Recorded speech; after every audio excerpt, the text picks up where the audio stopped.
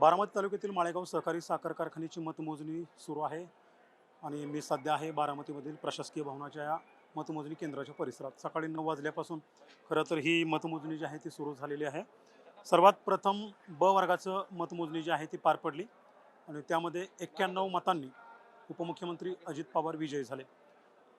ब वर्गासाठी जवळपास 102 मतं होती आणि 102 पैकी 101 मतदान झालं होतं. त्यापैकी 91 मतं अजित पवारांना मिळाली, तर 10 मतं जी आहेत ती विरोधी गटाला गेली.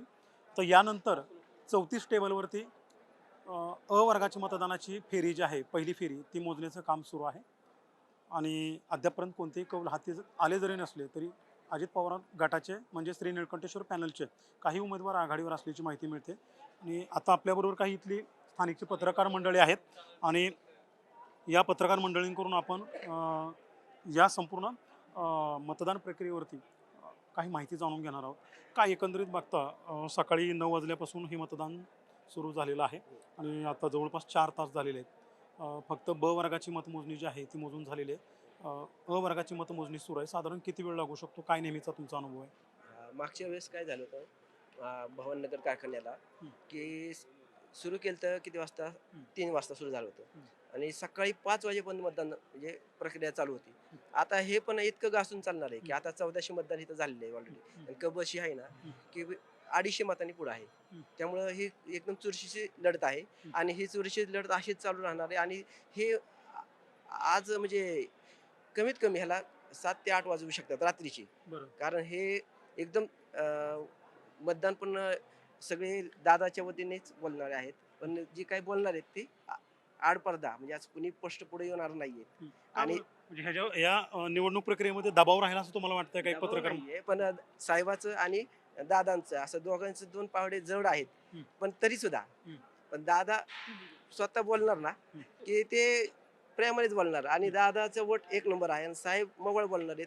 त्यामुळे साहेबांना पण कोणी विरोध करणार नाहीये आणि हं, दादाला पण कोणी विरोध करणार नाही. हं, पण हं, शेवटपर्यंत लढत अशीच सुरक्षण राहणार आहे हं, आणि शेवट विजय हं. मला तर वाटते, की दादांचंच होईल. कारण दादांनी खूप मन लावून इथं काम केलेलं आहे आणि चुरस म्हणावं अशी, की दादा आणि साहेबातच आहे. अश बाकीच हां. अश यांचं असं म्हणणं आहे, की दादाचाच गट या ठिकाणी विन ठरू शकतो. एक त्यांनी त्यांचा अंदाज बांधलाय. तुम्हाला वाटतं तसं, की अजित पवारांच्या गटालाच म्हणजे निळकंठेश्वर पॅनललाच या ठिकाणी पूर्णपणे कौल मिळू शकतो?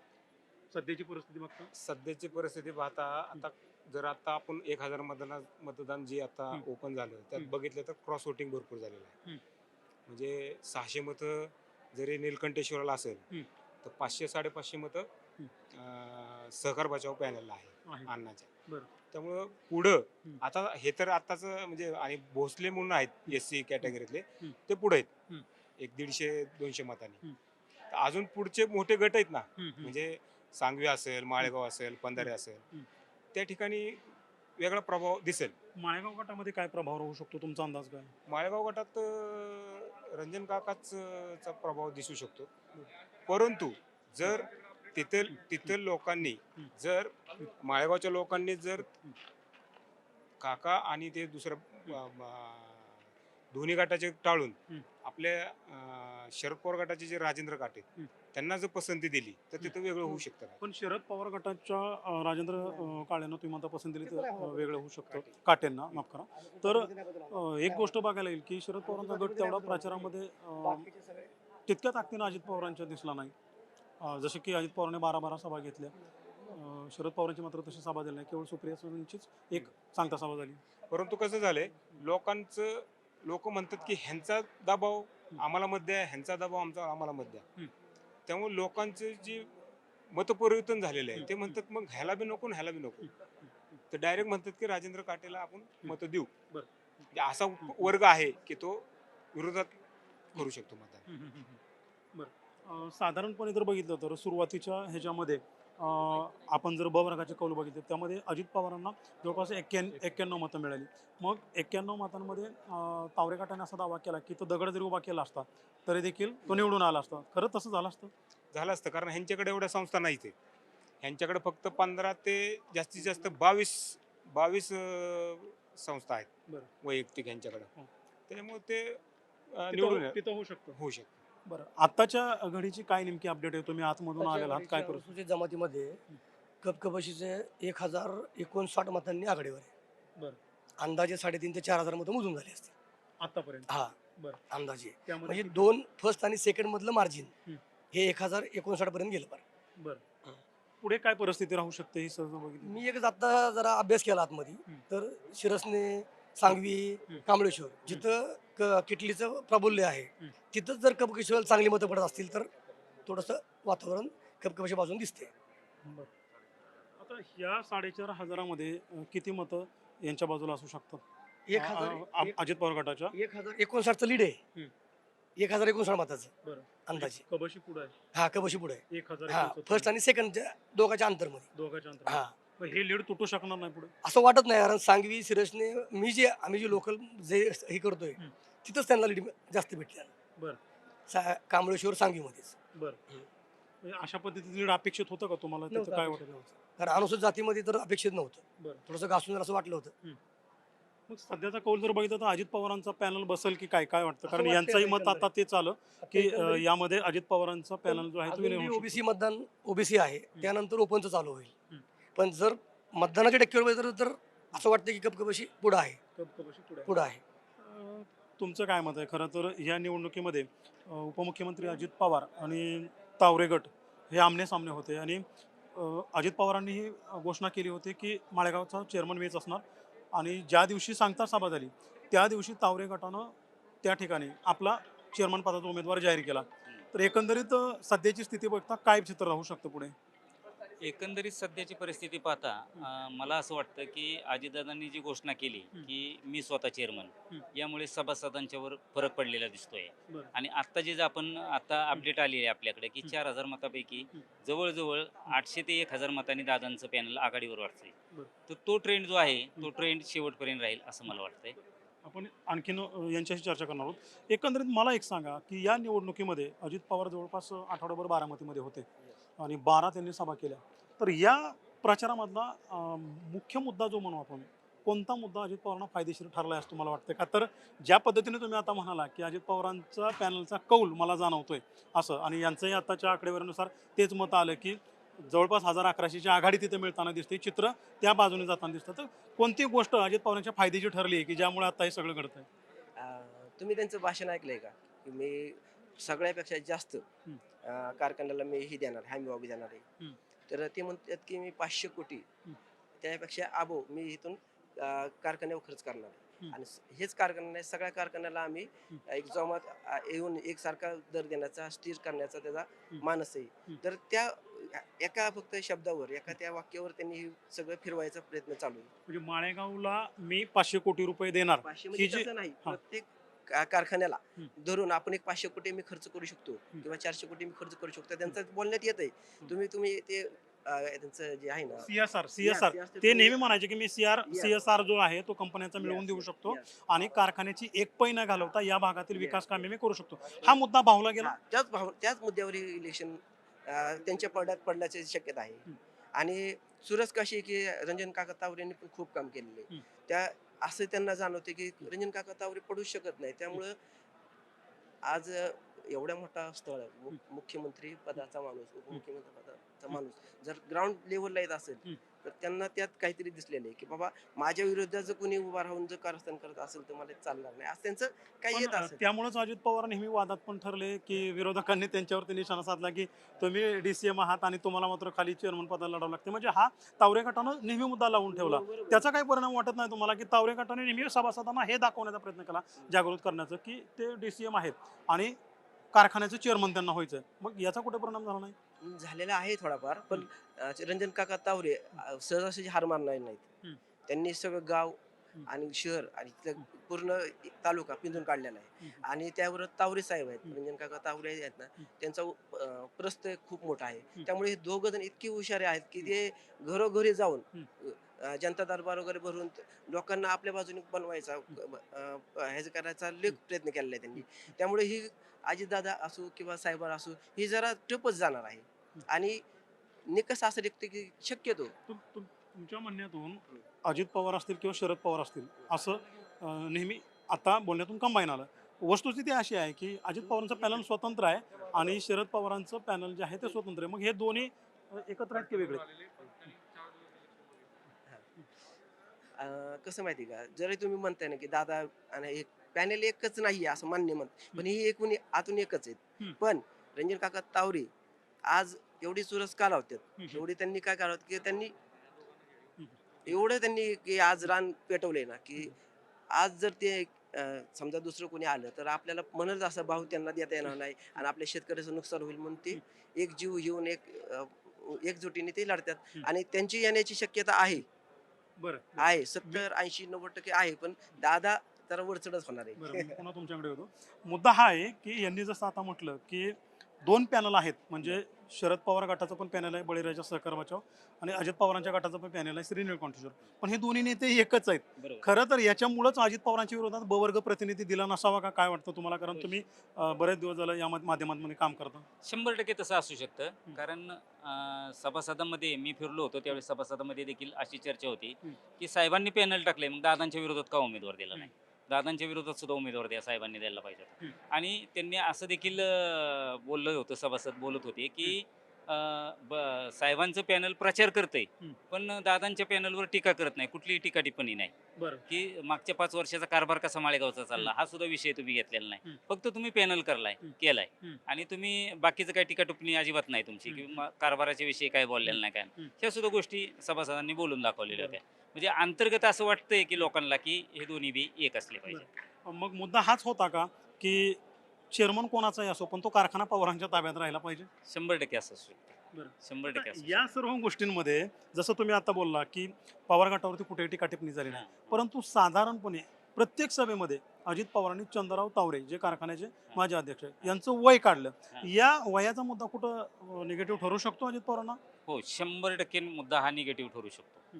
कारण दादांनी वयाचा विचार ज्यावेळेस काढला, त्यांनी वयाचा विषय काढला, त्यावेळेस सभासदांमध्ये थोडीशी अशी प्रतिक्रिया उमटत होती की दादांनी तो विषय घ्यायला नव्हता पाहिजे. कारण मी तुझं थोडंसं फिरलो होतो नाही तर माळेगावच्या सभासदांमध्ये, त्यावेळेस सभासद अशी बोलत होते की दादांनी तो विषय नव्हता घ्यायला. तरी अजित पवार गटाची आघाडी दिसतेच की. आपण आजीदादांच्या कामाकडे बघून, दादा कामाचा वाद आहे. दादाच्या कामाकडून. आता आपल्याबरोबर तैमूर वाहिद आहेत, खूप दिवस झालं बारामतीमध्ये ते काम करतात पत्रकारितेमध्ये आणि अभ्यासक आहेत. तर बरोबर काय वाटतंय, माळेगावचा सभासद अजित पवारांच्या पाठीशी का उभा राहतोय असं सध्याच्या कौलवरून तर दिसतंय, अद्याप चित्र स्पष्ट नाहीये. दादांना खरंच इलेक्शन लढवायचं असतं ना तर त्यांनी खरं सामदाम दंड सोडलं पाहिजे होतं. बरं. कारण काय झालेलं आहे, जसं विरोधकांनी भाषणातच म्हटले की लक्ष्मीचं दर्शन होईल, ते लक्ष्मी घ्या, लक्ष्मी घ्या, त्याला नाकारू नका, पण मतदान आम्हालाच करा. तर हा जर ट्रेंड पुढे चालला मतदारांमध्ये तर एखाद्या वेळेस वेगळं सुद्धा होऊ शकतं. आता म्हणजे आता जसं चाललेलं की आता 2000-3000 आपण सांगू शकत नाही की कुठला पॅनल येऊ शकतो. आता मोठे मोठे गट राहिलेले आहेत, जसे सांगवी आहे, मतदान आहे हा, पंधरे आहेत, माळेगाव आहे, हे जी मोठी गाव आहेत त्या ठिकाणी ते गावात लीड घेऊ शकतात. तुम्हाला काय वाटतं, लक्ष्मी दर्शन झालं असेल? कारण वारंवार लक्ष्मी झालेलंच आहे. वारंवार तावरे गटाकडून हा आरोप करण्यात येतो. केला जातो. काय वाटतं तुम्हाला? लक्ष्मी दर्शन झालेलंच आहे. कारण ज्यांना पैसे दिले ते त्यांना वाटत होतं की पत्रकारांकडे गेल्यानंतर अजून काय वाढतील का, मग आम्हाला आमच्याकडे येत होते अजून काय, तुमचं काय म्हणणं आहे की वाढतील का पैसे? पत्रकाराचा वशिला कामी आला असता ह्याच्यामध्ये काय वाटतं तुम्हाला? कारण अशा गोष्टी पत्रकार करत नाही, त्यापासून लांब असतात. हा, पण ते त्यांना वाटतं की अजून काय मिळतील का.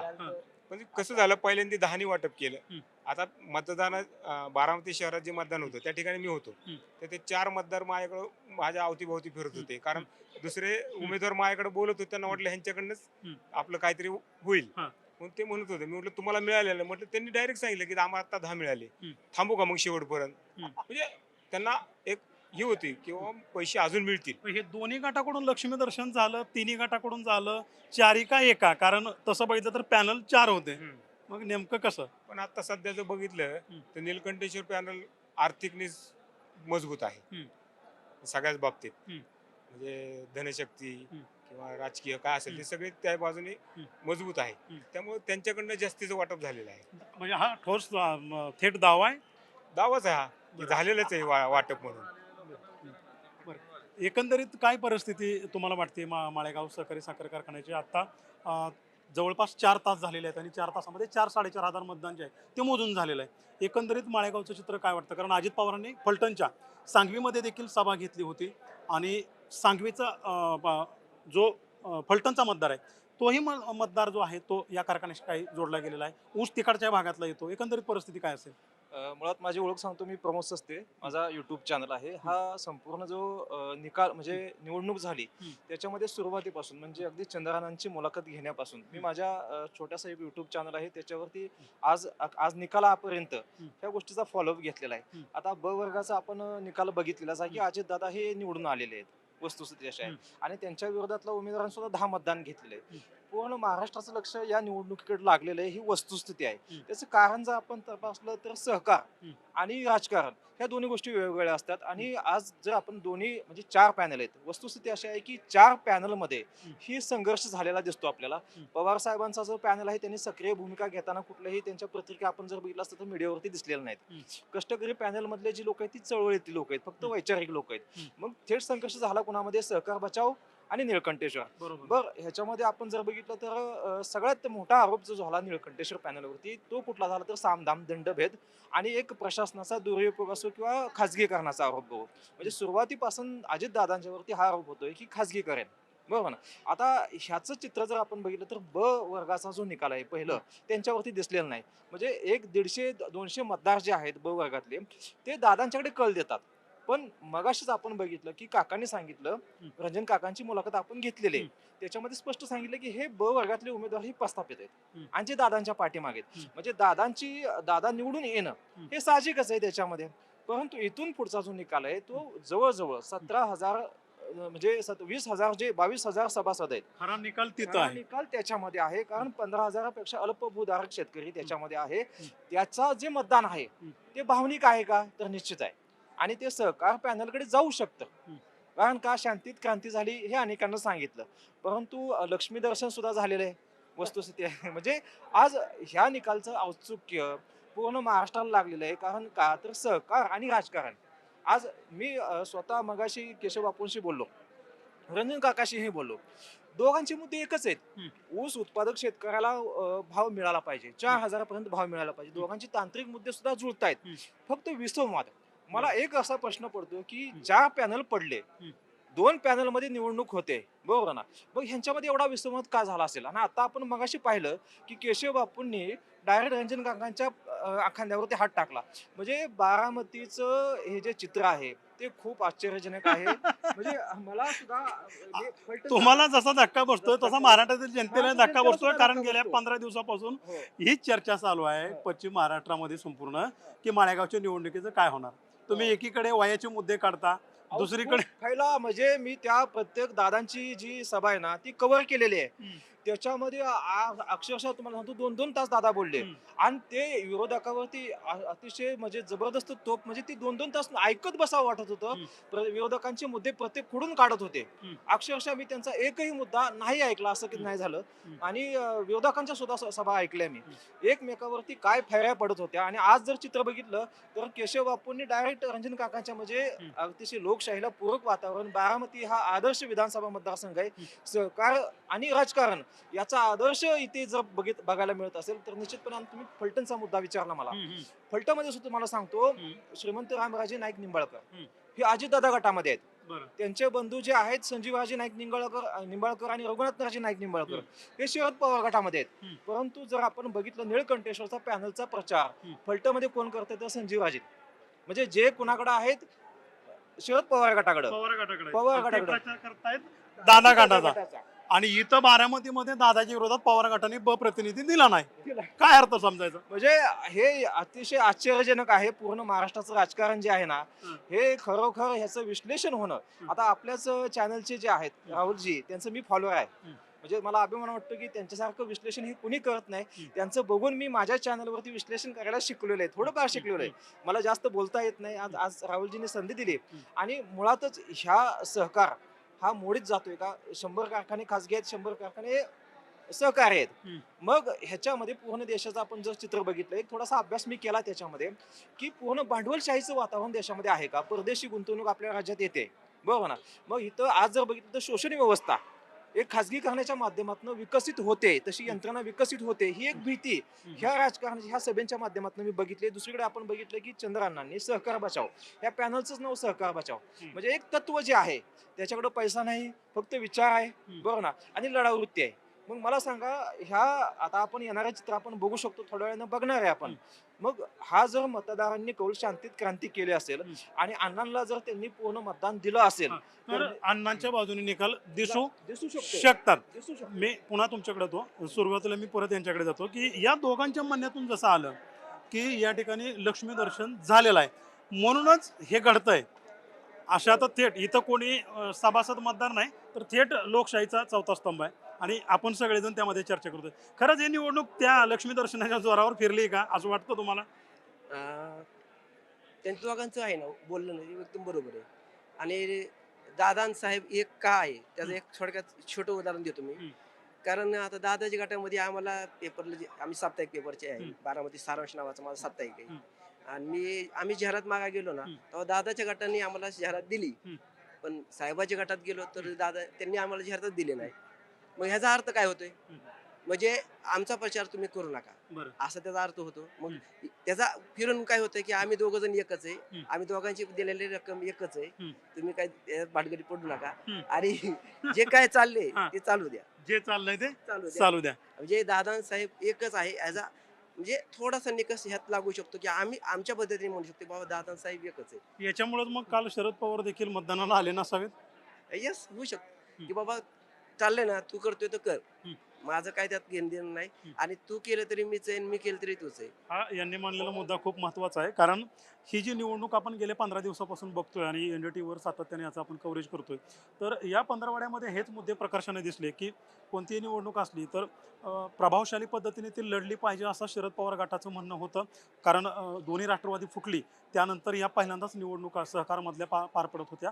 इथं शरद पवार गटानं पॅनल हे दिलं, मात्र तितका प्रभावतेनं प्रचार जो आहे तो शरद पवार गटाकडून झाला नाही. आणि विशेष म्हणजे ब वर्ग प्रतिनिधी म्हणून उपमुख्यमंत्री अजित पवार मैदानात असताना पवार गटाकडून त्यांना प्रतिस्पर्धी उमेदवार देण्यात आला नाही, मात्र तावरे गटाकडून देण्यात आला. आणि याची चर्चा गेल्या पंधरवड्यापासून बारामतीमध्ये रंगत होती आणि आता इथले स्थानिक पत्रकार देखील तेच मुद्दे मांडत आहेत. मी पुन्हा इकडे तैमूरकडे येतो की मला हे जाणून घ्यायचं आहे की तावरे गट असेल आणि पवार गट असेल, म्हणजेच आपण आता अजित पवार गट आपण म्हणून निळकंठेश्वर पॅनल, या सगळ्यात पहिल्यांदा तावरे गटाचे कोणते दोन मुद्दे तुम्हाला प्लसचे वाटतात की ज्या निवडणुकीमध्ये महत्त्वाचे ठरू शकतात, पुढचा निकाल त्या अँगलने येऊ शकतो, आणि कोणते दोन मुद्दे निगेटिव्ह वाटतात की हे त्यांना मारक ठरू शकतात?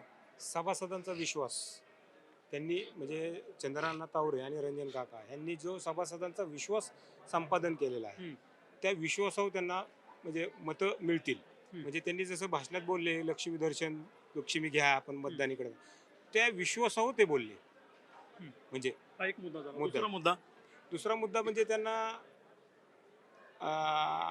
आर्थिक बाजू आणि दुसरे राजकीय जे पाठबळ आहे ते त्यांना मिळत नाहीये. बरं. म्हणजे जसं आता त्या दिवशीचा जो PDC बँकेचा जो मुद्दा झाला, त्या ठिकाणी सगळ्यांना वाटत होतं की आता CM फोन करतील, CM ही करतील. म्हणजे एक प्रकारे भाजपच्या वरिष्ठ नेतृत्वाने या निवडणुकीत लक्ष घालायला पाहिजे होतं असं तुमचं मत आहे, पण ते घातलं गेलं नाही. का घातलं गेलं नसावं?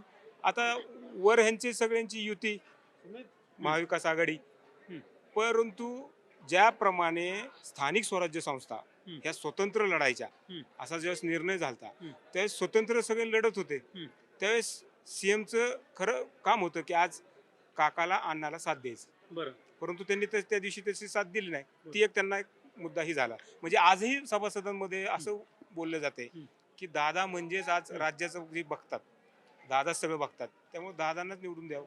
आता इथं ह्या सहकारी संस्था असतात आणि सहकारी संस्थांची निवडणूक असते, पक्षीय किनार याला असते, भले बेफॉर्मन असेल तरी. मग या सर्व घटनांमध्ये वरिष्ठ नेत्यांनी ज्यावेळेस हात काढून घेतले बाजूला, तर मग इथला जो भाजपचा मतदार आहे त्याच्यावर काय परिणाम होऊ शकतो का पुढे? भाजपचं मतदान फरक पडू शकतो, कारण त्यांनी सुद्धा साथ दादांना दिलेली. बरं. कारण चित्र तसं दिसत ना, म्हणजे चित्र असं बिंबवलं की मी हा शब्द जो आहे मी करेल तेच पूर्व दिशा, मी हा शब्द आहे मीपणा, तो त्यातनं दिसून आला. त्यामुळं सगळ्यांना काय वाटलं की राज्य शासन जे हे चालवतात त्यामुळं त्यांची सुद्धा साथ दादालाच आहे. मी तुमच्याकडे येतो. तुम्हाला कोणते 2 मुद्दे या निवडणुकीच्या अनुषंगाने वाटतात, की अजित पवार गटाचा कोणता फायद्याचा मुद्दा अजित पवारांना फायद्याचा ठरू शकतो आणि कोणता मुद्दा तोट्याचा ठरू शकतो? हे पुढचे निकाल, कारण आपण आता चर्चा करतो फक्त 4-4.5 हजाराच्या मताधिक्यावरती आणि यापुढचं मताधिक्य वेगळं आहे. ते मतपेटीतून आल्यानंतर समजणार आहे काय होणार आहे. पण आपण जर विचार केला त्या ट्रेंडनी, तर अजित पवार गटाला कोणता मुद्दा तोट्याचा ठरू शकतो प्रचारातला आणि कोणता मुद्दा फायद्याचा ठरू शकतो, ज्यावर ही निवडणूक चाललेली आहे? वास्तविक काय आहे की भावनिक कल आणि सर्वात महत्त्वाचं की सहकारामध्ये राजकारण, हे 2 मुद्दे दादांना तिथे तोट्याचे ठरू शकतात. आणि मी एक ऑब्झर्व केलेलं आहे हं. की दादांचं एवढ्या खाली लक्ष घालण्याचं कारण, जे हं. त्यांना टार्गेट केलं विरोधी पक्षाने, की हं. तुम्ही स्वतः राज्याचे उपमुख्यमंत्री पण आहात, हं. तुम्हाला आम्ही आणि स्वतः चंद्रांना किंवा सर्वांनी सांगितलं की आम्ही तुमच्यावरती प्रेम करतो, तुम्ही मुख्यमंत्री झाला पाहिजे. हं. परंतु तुम्ही एक प्रश्न असा विचारला की प्रादेशिक पक्षांनी जे आहेत आणि राष्ट्रीय पक्ष ह्याच्यामध्ये एक संघर्ष असतो. हं. तो संघर्ष ह्या निवडणुकीमध्ये दिसायला हवा होता हं. आणि तो दिसलेला नाही. आणि मुळात अण्णांनी सुरुवातीला सांगितलं होतं की ही आमची घरगुती निवडणूक आहे. हं. म्हणजे ह्याच्यामध्ये बाहेरच्यांनी लक्ष घालायचं नाहीये, देवेंद्र फडणवीसांनी खाली लक्ष घालायचे कारण नाही, कारण ते सहकार तर तत्वाशी त्यांनी प्रामाणिक त्यांनी ते स्पष्ट केलं होतं. स्पष्ट आहे. सहकार तत्वाशी प्रामाणिक असण्याचं लक्षण हे हं. त्यांच्या वैयक्तिक व्यक्तिमत्वाचं लक्षण आहे त्याच्यामध्ये. आणि दोघांच्या मध्ये एकच गोष्ट कॉमन मला दिसून आली की हं. तंत्रज्ञानाचा वापर करून काटकस करणं, ह्या कारखान्याचं विस्तारीकरण हं. आणि ऊस उत्पादक शेतकऱ्याला पर टनीच चांगला लाभ मिळवून देणं, हं. हे दोघांच्याही मुद्द्यामध्ये कॉमन गोष्ट आली.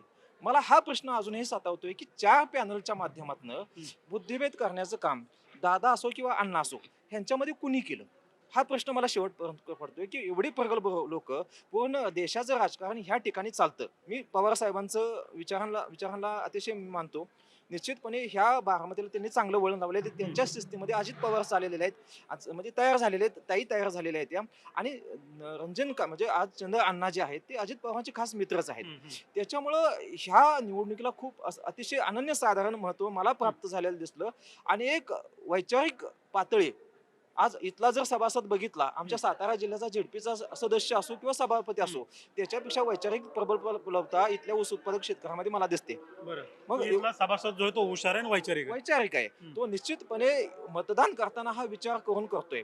त्यांनी शेवटपर्यंत अंत लागून दिलेला नाही, मीडियाला दिलेला नाही. हे लाखातला मुद्दा बोले की यातल्या मीडियाला सुद्धा सभासदाने अंत लागून दिलेला नाही त्यांनी. आतापर्यंत अंत लागून दिला नाही. मी आता पुन्हा तुमच्याकडे येतोय. तुमचं काय मत आहे की ही जी निवडणूक आहे ती कोणत्या 2 मुद्द्यांवरती फिरली गेली आहे, ज्यामधून अजित पवारांच्या गटाला फायदा होऊ शकतो किंवा तोटा होऊ शकतो आणि चंद्रराव तावरेंच्या गटाला फायदा किंवा तोटा होऊ शकतो? असं सांगता येईल आपल्याला की दादा जे मुख्यमंत्री आहेत, त्यांनी खाली स्थळावर येऊन, खालच्या लेवलवर येऊन जर निवडणूक लढवतात, त्यांना दाखवायचं आहे असं की मी बारामतीतलाच आहे, मी तुमच्यातलाच आहे आणि मी सर्व जनता ही माझे, म्हणजे मी तुमच्यातला असून मला तुम्ही निवडून दिल्यानंतर मी तुमचा विकास करू शकतो, हा एक त्यांना दाखवायचा उद्देश आहे. आणि साहेब काय म्हणतात की साहेब माझा माझा भाचाच आहे, माझा मुलगाच आहे, त्यामुळे ती काही लक्ष घालत नाही ह्यामध्ये. आणि चंद्रराव तावरे हे सांगायचा प्रयत्न करतात की हे आहेत आपले, पण हे वेगळं वळण लावतील, आपल्याला जास्त भाव देणार नाहीत किंवा मग जर खाजगीकरण करतील खाजगीकरण हा आरोप करतील होता आणि त्यांचा. आपल्या हातातून सगळं निघून जाईल हं. आणि शेतकऱ्यांचं काय भलं असेल ते होणार, हं. ती शक्यता कमी आहे. पण दादाला सांगायचं की मी 500 कोटी तुम्ही म्हणल्याप्रमाणे नाही का, की मी आणून मी विकासाला सगळं करेन. पण त्यांचं असं म्हणणं आहे की दादांचं असं म्हणणं आहे की मी जर हा जर माझ्या हातातून गेला तर माझ्या इज्जतीचा म्हणजे एक आबरूचा एक ही होईल. या issue होईल. या प्रचारादरम्यान अजित पवारांनी जो काढलेला मुद्दा होता सातत्यानं चंद्रराव तावरेंच्या वयाचा, तो कितपत अजित पवारांना फायद्याला ठरू शकतो किंवा तोट्यात सोडू शकतो? कारण एकीकडे अजित पवारांचं असं म्हणणं होतं की मी तरुण आहे, मी राज्यातला करता नेता आहे, मी हा कारखाना चांगल्या पद्धतीने चालू शकतो, सहकारी संस्था पण चालवलेत. दुसरीकडे चंद्रराव तावरे हे देखील 40-45 वर्ष त्या संस्थेत वाढलेत, त्यांनी त्या काम केलेलं आहे, मात्र त्यांच्या वयाचा मुद्दा नेहमी पुढे गेला. मग यामध्ये काय होऊ शकतं? दादांनी साहेबाचा पण मुद्दा काढला होता वयाचा हं. आणि चंद्रराव तावरेचा पण केलाय. आता जनता पण हुशार आहे. हं. जनता काय म्हणणार, बाबा साहेब एक ठीक आहे, पण हं. तावरे आणि विशेष म्हणजे चंद्रराव काका आपले, परत रंजन काका तावरे हे पण वयस्कर आहेत मान्य आहे, पण त्यांचं एक कारकीर्द चांगली आहे, त्यांचे बोलण्याची शैली चांगली आहे, ते लोक ही करू शकतात आणि त्यांनी न्याय देऊ शकतात. त्यामुळं एवढा मुद्दा त्यांना फायदेशीर ठरेल असं मला नाही वाटत. तुमच्या सर्वांचे खूप खूप धन्यवाद. तर आतापर्यंत माळेगाव सहकारी साखर कारखान्याच्या या मतमोजणीमध्ये जवळपास 4-4.5 हात मताधिक्य जे आहे ते मोजून झालेलं आहे. अद्याप मतमोजणी सुरू आहे आणि याचे कौल जे आहेत ते हाती यायला देखील वेळ आहे. तुर्तास आपण इथंच थांबूया आणि यानंतरच्या अपडेट आहेत ते तुम्हाला इंडिया टीव्हीवर आम्ही सातत्याने देण्याचा प्रयत्न करूया. कॅमेरामन निकेतन मानेसोबत मी देवा राखुंडे, NDTV मराठी, बारामती.